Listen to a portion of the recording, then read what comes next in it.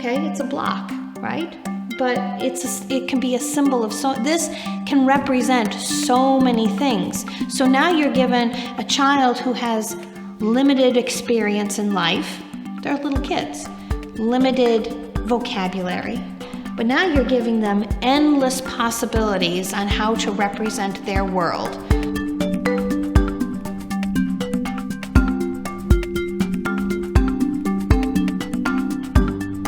We don't know what's going on up here, but if they can show us through their play using these very simple materials, now they've represented something that's going on in here and here.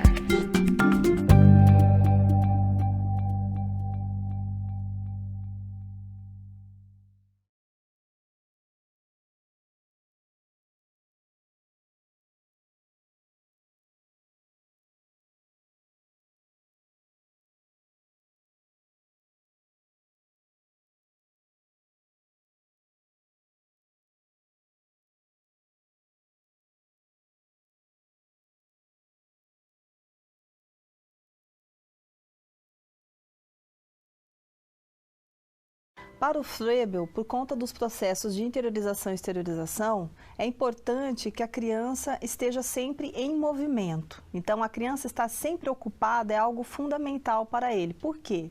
Porque ele partia do princípio de que o pensamento é movido pela ação.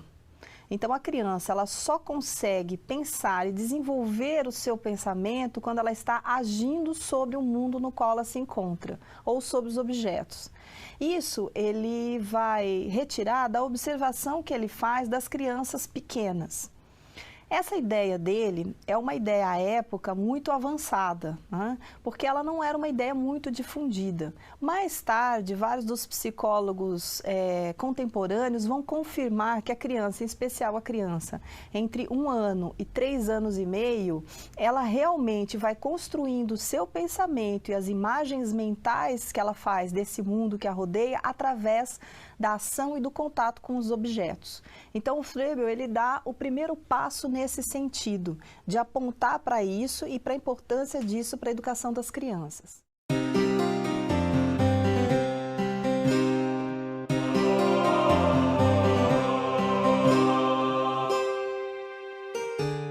Alguns autores vão dizer que o Froebel ele pregava uma educação sectória. Por que sectória? Porque além de você fornecer o ambiente para a ação infantil, deve-se seguir o desenvolvimento da criança nessa ação. Por isso, educação sectória. Então, nós estaríamos seguindo o desenvolvimento da criança, observando essa criança o tempo inteiro, levando para ela os objetos que lhe chamam a atenção, estimulando a brincar com os objetos que estão no seu entorno, né? Então, esse ponto é um ponto importante para ele que deve estar presente, não só na escola, mas também dentro da família, dentro da casa. Ou seja, presente na cabeça de qualquer pessoa que trabalhe com crianças pequenas.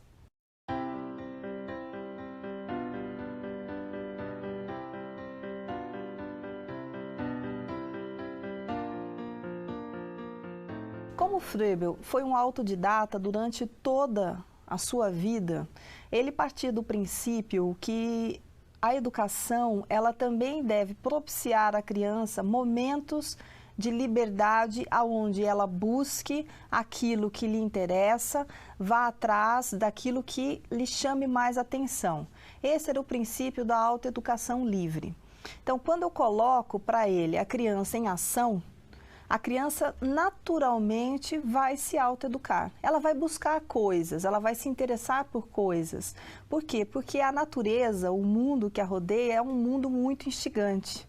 Então, basta que eu a deixe agir sobre esse mundo, que ela irá atrás de desvendar, de compreender as coisas que estão acontecendo ao seu redor.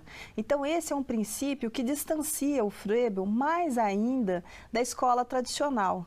Porque a distância já está colocada no centramento que ele dá no desenvolvimento infantil, na educação seguindo o desenvolvimento.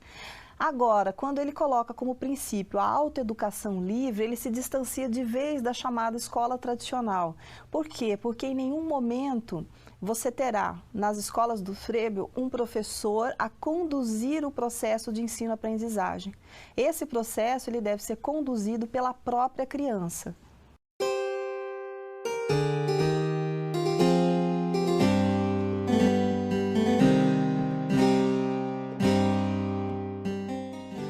Bom, o Froebel, ele também tem uma discussão muito interessante em relação ao papel da família na educação das crianças.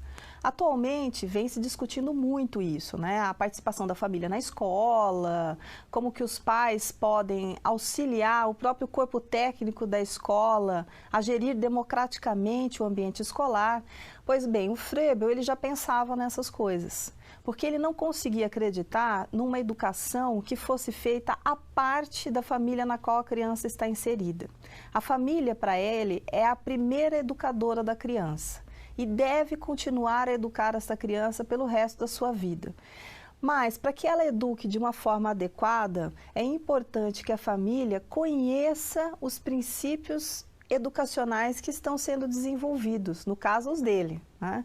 Então ele quer que a família conheça o que ele pensa sobre educação, o que ele pensa sobre a criança e o desenvolvimento infantil e que utilize isso na educação dos seus filhos. Tem um exemplo muito interessante no livro dele, A Educação do Homem, cuja tradução feita para o português foi feita pela Universidade Federal de Pelotas, é o único livro do Froebel em português que existe. Nesse livro tem a história da Lina. O título da história é Lina, uma criança que gosta de estar ocupada. Então, nessa história, ele exemplifica o papel da família. Então, a Lina é uma criança que está frequentando o jardim de infância, cuja mãe acompanha de perto todo o desenvolvimento que ocorre com a Lina no jardim de infância. Então, a mãe a leva para a escola, fica com ela no jardim de infância, conversa com a jardineira, que é a professora.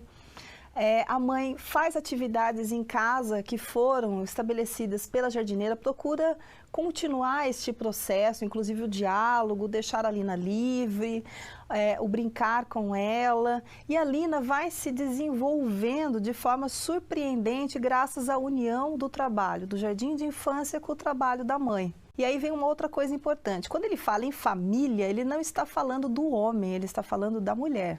Por quê? Porque a educação das crianças é papel da mulher. Então, cabe à mulher fazer esta ligação entre o jardim de infância e a educação familiar. Porque, para o Froebel, a mulher ela é responsável pela educação das crianças e é guardiã dessa candura e dessa pureza infantil.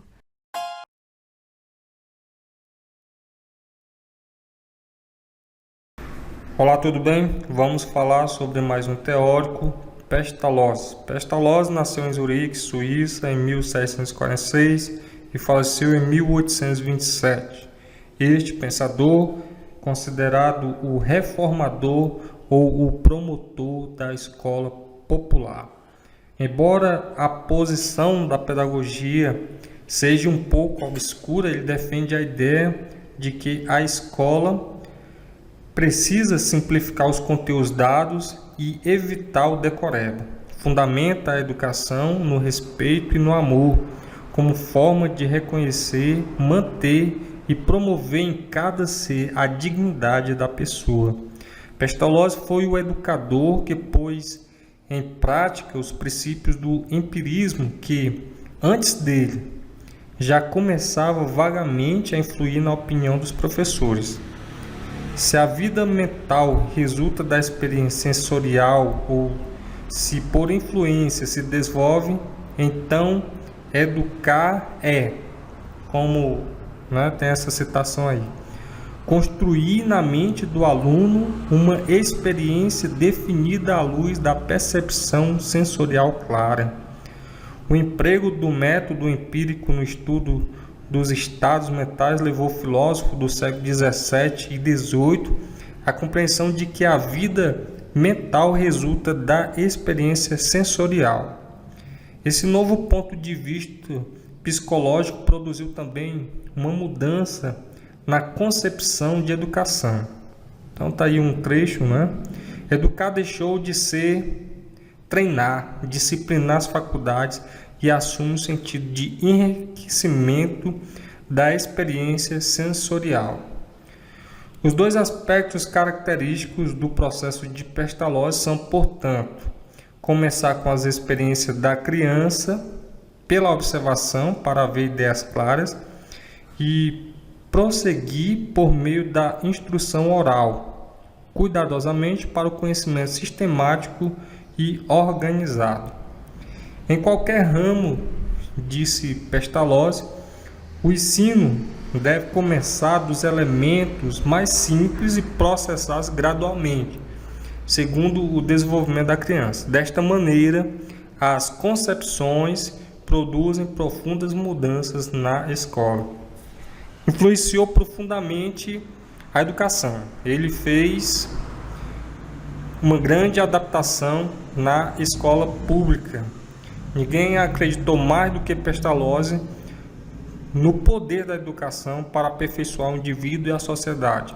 Com seu entusiasmo, influenciou reis e governantes a pensar na educação do povo.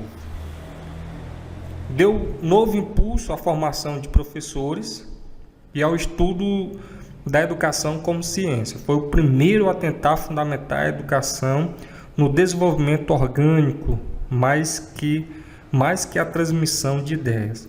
Em 1792, Pestalozzi escreve o seu livro mais erudito, Minhas investigações sobre o curso da natureza no desenvolvimento da raça humana. A obra é recebida sem entusiasmo, parte para um trabalho na sua escola. A prática pedagógica de Pestalozzi sempre valorizou o ideal do educador, isto é, a educação poderia mudar a terrível condição de vida do povo. Pestalozzi condenava as punições e recompensas. Então, eu coloquei aqui temos 3 pontos importantes sobre o que acontecia naquela época. As classes privilegiadas desprezavam o povo e ele foi o primeiro a pesquisar as leis fundamentais do desenvolvimento. Foi o defensor dos princípios empíricos, como já vimos, né? O desenvolvimento é uma aquisição gradativa de poder. Então, a educação começa com a percepção de objetos concretos e Pestalozzi tinha uma fé indomável e contagiante na educação. Bom, esse foi um breve resumo sobre este pensador e até a próxima.